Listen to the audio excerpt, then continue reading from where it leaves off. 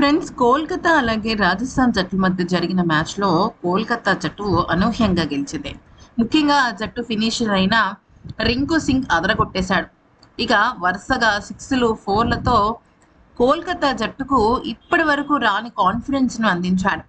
అసలు ఈ సీజన్‌లో ఇప్పటి వరకు ఒక్క మ్యాచ్ కూడా గెలవకుండా, అసలు ఖాతానే తెరవకుండా కోల్కతా జట్టు అట్టడుగున పడిపోయింది.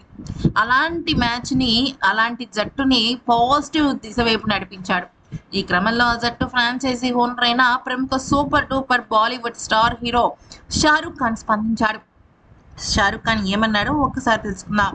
నేను క్రికెట్ అంటే కేవలం వ్యాపారం కోసం బరిలోకి దిగలేదు. క్రికెట్ అనేది నాకు ఒక ఎమోషన్ లాంటిది. నా జట్టు గెలుస్తుంది అంటే నేను గెలిచినట్టుగానే ఫీల్ అవుతూ ఉంటాను.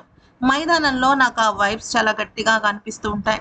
అయితే ఎప్పుడైతే నా జట్టు ఓడిపోయిందో నేను ఏదో ఒక విధంగా నా మనసుకు సర్ది చెప్పుకుంటాను. కానీ ఈ సీజన్‌లో ఊహించని విధంగా ఒక్క గెలుపు కూడా మమ్మల్ని పలకరించలేదు. నేను ఎంతలా బాధపడ్డానో నాకు ఆ విషయం బాగా తెలుసు. అయితే రింకు సింగ్ ఈ మ్యాచ్‌కి ముందు ప్రాక్టీస్ సెషన్స్‌లో నన్ను కలిసాడు. ఖచ్చితంగా మనం రాబోయే మ్యాచ్ గెలుస్తాం.